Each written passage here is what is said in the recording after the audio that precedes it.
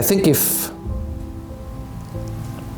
anyone in the watch industry, whether it's a dealer, a collector, or an auctioneer, would have fallen into some hibernation type coma in the year 2000, and sort of like Snow White, you would kiss them awake in the year 2020 and say, can you please go back to your job or do as a collector what you've done before, I think they would be completely lost. The flavor of 1 second is completely different today than 20 years ago. 21st century watchmaking has been so liberating for the watch industry in many respects. And then suddenly 20 years later we find ourselves, after 16 years from the launch of Global 4C, it's really been quite a journey. Mais c'était pas aussi facile que ça. There's a lot of nostalgia with me these days. Ça n'a jamais été un choix de carrière. Ce sont les hasards de la vie qui m'ont fait faire de l'horlogerie. It's really the environment around the watchmaking community which has changed so much. In the year 1999 and 2000 was when the big bang of the watch industry occurred. It's become a big business, it's become very high profile, and even if people don't know or like watches, they're aware of it. They're aware that the watch business is something. We all, our kind of generation of online folks, represented this change from what the industry wanted the media to cover to what enthusiasts actually cared about. That kind of exploded the enthusiasm for watch collecting. And this transfer from a mechanical piece to a piece of art has really happened in the last 20 years.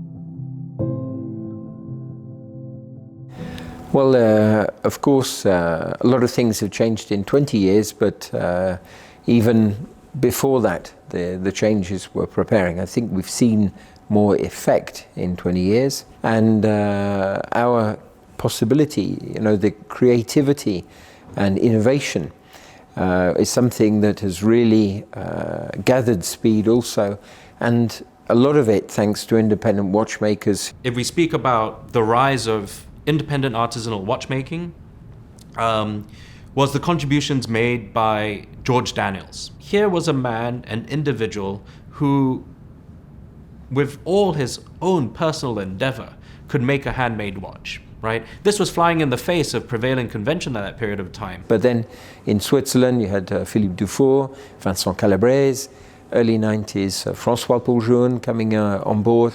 Je suis la plus petite des marques et le plus grand des indépendants, enfin des indépendants artisans, parce que Rolex et d'autres sont indépendants, Patek Philippe ou Chopard sont indépendants aussi. Donc j'avais fait une montre tourbillon, montre poignée, que j'avais présentée à Bâle, et c'était un peu trop tôt, les gens n'avaient pas compris ce que je faisais. En 99 c'était prêt, on a exposé à Bâle avec l'Académie.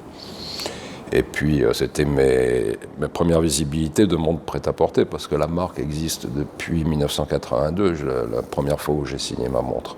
And then in the mid-90s, Vianney Halter, Felix Baumgartner, Martin Frey, Ulrich, and with the adventure of Global 4C was not just about building a brand.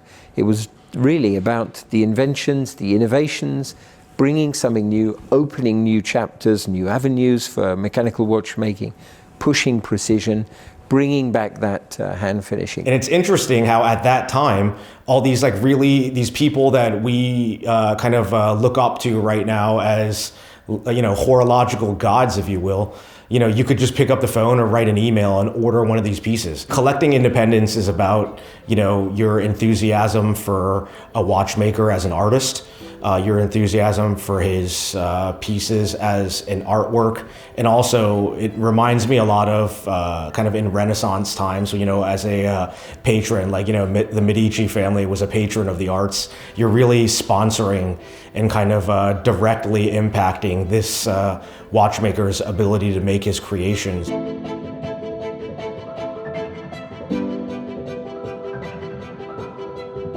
Je pense que ce genre de mouvements sont aussi faits parce que y a un horloger qui voit un autre horloger qui fait quelque chose et puis justement il donne le OK et puis il dit tiens c'est possible. Donc du coup ça nous rassure quelque part, le déclic et me dire tiens je me lance c'est vraiment ces horlogers, c'est Kari Voutilainen, c'est Journe, c'est Philippe Dufour. Et c'est ce qui m'a donné envie de me dire, bah, tiens, je peux faire aussi ma propre montre. When I started in 91, we were all crazy geeks speaking to crazy geeks. And we're like a few hundred speaking to a few thousand. Nobody was interested in mechanical watchmaking. So it was pure passion, pleasure, defending something which was undefendable. I still have that today in independent watchmaking. I still feel that craziness, that passion for something which is exceptional, which is beautiful and human in independent watchmaking. The big change is the rise of the superpowers, is the rise of the super brands. Except for Rolex, already in those days, there was no very big brand. In the span of 12 months, all these large industrial watch manufacturing groups occurred. The next thing they did was then integrate backwards as well as integrate forwards. We saw during this period of time the aggregation of component suppliers into these groups. And we have seen the integration within the manufacturers of many different crafts that were before only made by independent people. And typically, for example, this is also the case for decorative crafts, métiers d'art, for example, enamelers or guillocheurs, engravers. That was the best way to ensure the development and also the possibility to train new people rather than to have only independent artists who could disappear one day or another. Audemars Piguet has indeed increased our in-house production, but we also continue to rely on suppliers in a very meaningful way. Part of that is the preservation of these small independent companies here in the Vallée des Joux and also in the surrounding area, because we too are a supplier. We too supply movements and components to other companies. So we have great sensitivity towards the importance of keeping those small companies independent. Once the consolidation of the industry at the manufacturing level had been complete, the next step was to essentially close that last mile gap with the end consumer. Over this period of time, we saw the proliferation of standalone boutiques by watch brands. We shifted from a distribution mode which was very much into wholesaler agents in countries into a world which is much more about retail. So I think it changed quite a lot. Au début des années 2000, les indépendants, je ne parle pas pour moi, hein, mais je parle pour les indépendants, les artisans, on va dire, indépendants artisans, les clients, s'ils étaient intéressés, allaient acheter plus ou moins en direct ou parfois ça passait par un détaillant. Aujourd'hui, la différence en 20 ans, c'est que ce sont vraiment les détaillants qui les cherchent.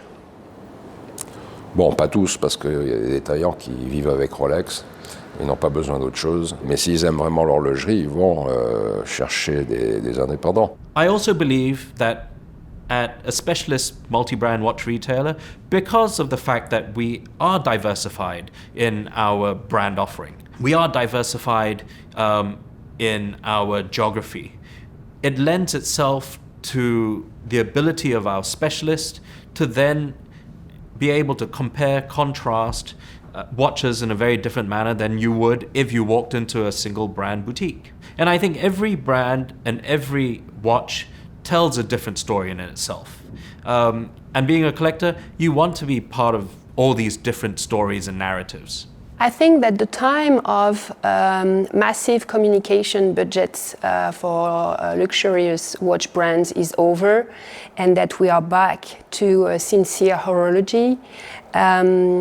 Probably again thanks to the independent, but also because customers want to know what they're buying is something that we want to know about. What's the trick?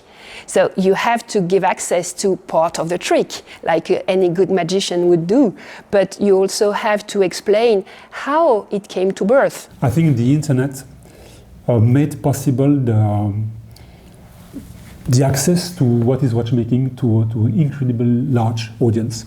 And I think it really changed totally the world of watchmaking.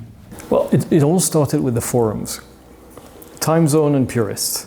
They were the first actually communities who helped us get known and actually connect us to people who are actually interested in it. There were a lot of local collectors in the Bay Area who were gathering together once a month for a luncheon on the weekend. I remember it was at Ming's in Palo Alto, and people would bring watches and share and get together and talk about their hobby, And it was interesting because that also kind of coincided with my interest in independent watchmaking, because at the time, the Purist was the place to discuss, I think cutting edge or avant-garde watchmaking, including the independent watchmakers. Then came the bloggers, and we owe again so much to them. And then came social media. So it's been like this for the better part of 20 years, where one community has helped another, etc., etc. Again, I don't think we would be where we are, all of us, without those three types of communities.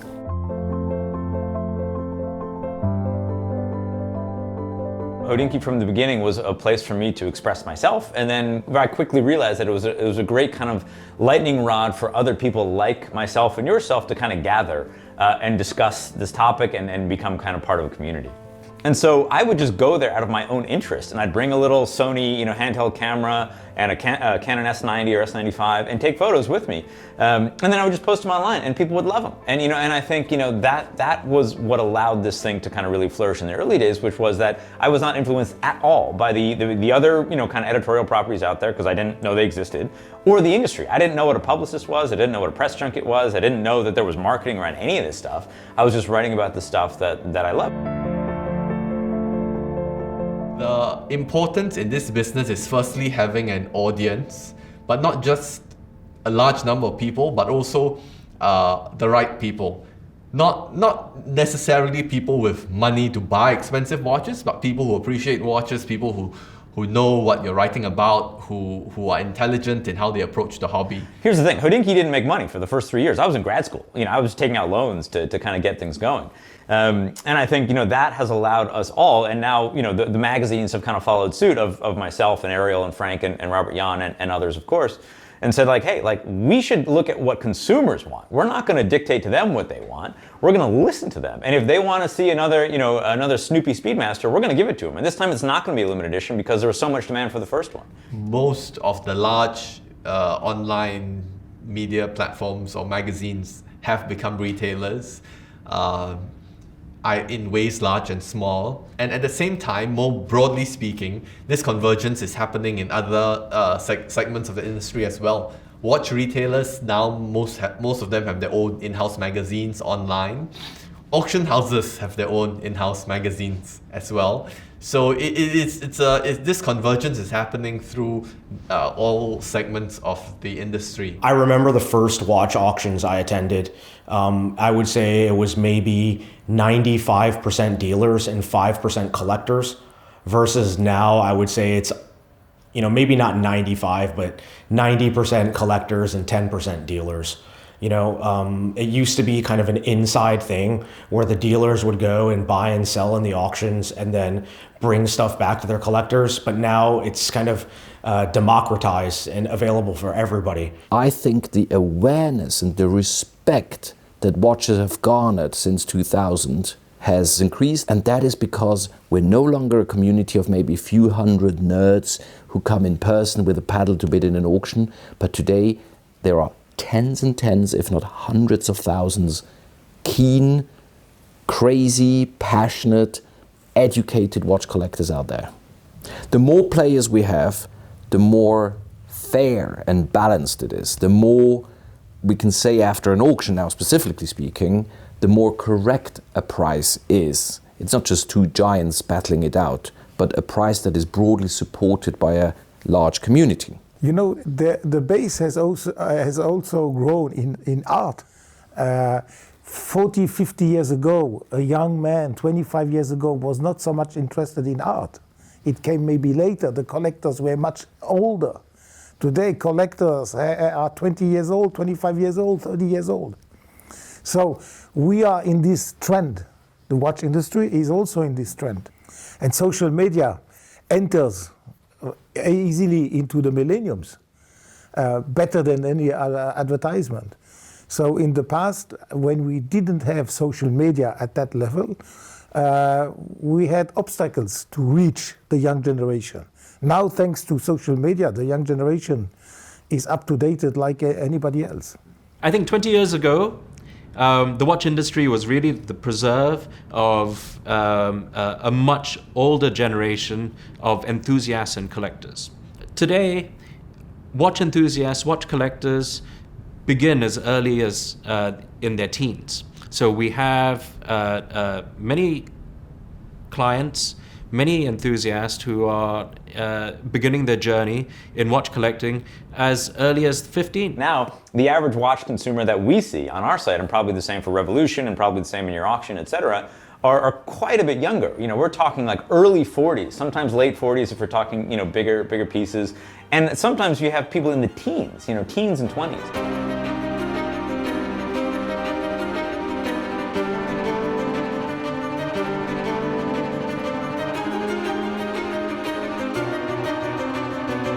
We see is a lot of these brands right now are relying on historical elements of some of their watches, or going back to historical designs and kind of refreshing them and bringing them out for a more modern audience. And you know, that approach, while it's hit and miss sometimes, I will say generally when the brands care enough about something and do it the right way, usually the collector's audience is very receptive to that.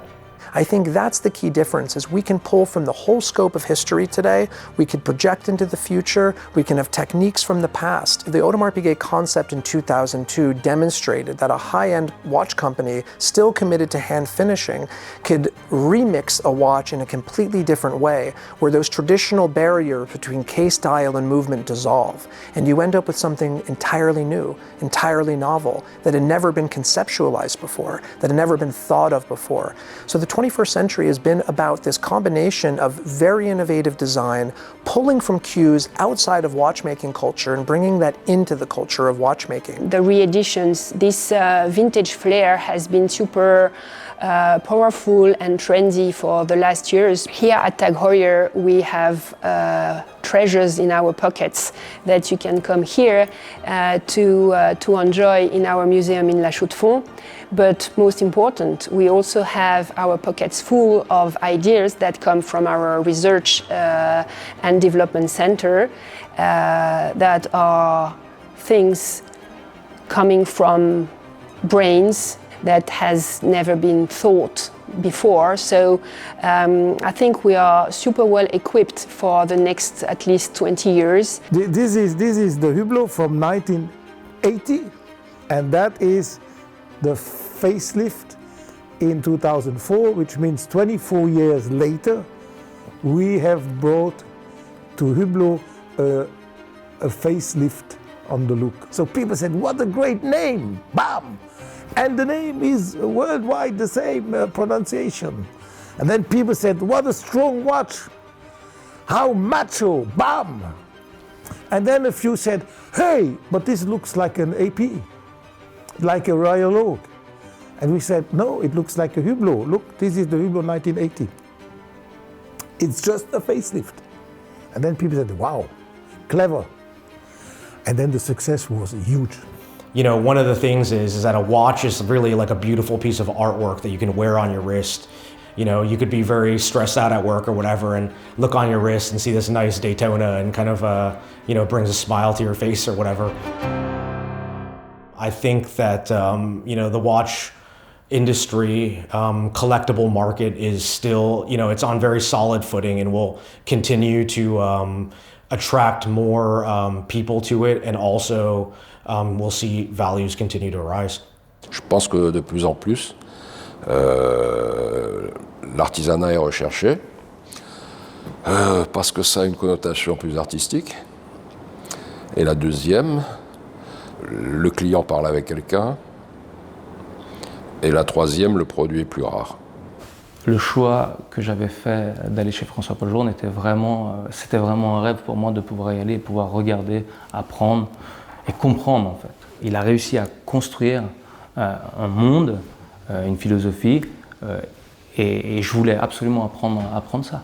Recep is young, and to be so young and already so close to perfection from the tradition is extremely interesting. It tells us that young people can also master the art at the ultimate level. It's an evolution of tradition. And if tradition gets evolution, that's the best way to keep tradition alive.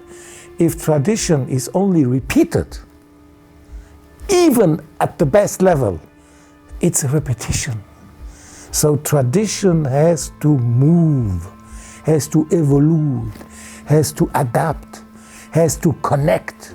On peut s'exprimer et on n'est pas obligé de suivre juste une voie qui est prédéfinie et puis suivre peut-être des structures qui sont un peu plus grandes, mais se dire juste que j'ai le choix. Je peux aller là, je peux aussi aller là, mais je peux aussi faire ma propre vision. Je peux aussi être libre. I just think we have to get back to individuality here and respecting other people. And I think we can do it. You know, I think that this world is going through a rough patch, we can say, at scale. And I think, as the tides kind of continue to kind of move forward, we hope that a more respectful tone kind of returns to certainly not just the watch industry, but the world at scale. It's not a business for us. It's our life. It's the way we express ourselves.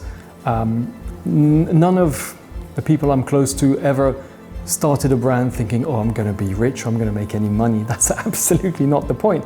They did it because they needed to express themselves. And it's a very, very difficult world. Creating a mechanical timepiece as complex and as beautifully made as we do in the small independent brands is hugely complex with very little means. I don't think 99% of the people who actually even enjoy buying the pieces realize how difficult it is. And we need to stay together. We need to huddle. I mean, it's a bit like the penguins on the Arctic. It's so cold that if you don't huddle together, you're going to die of cold. And we intuitively realize that we actually, of course, we're not competitors. We're friends.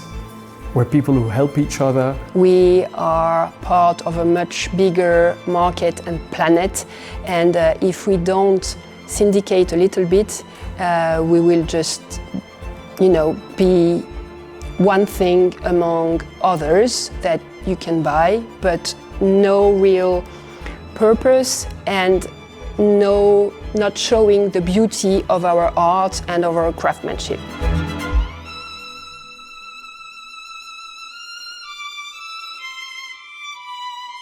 What we hope is for the watch industry that the passion will continue, the magic of the mechanical watch will still be able to be appreciated around the world and spread. It's a positive mission.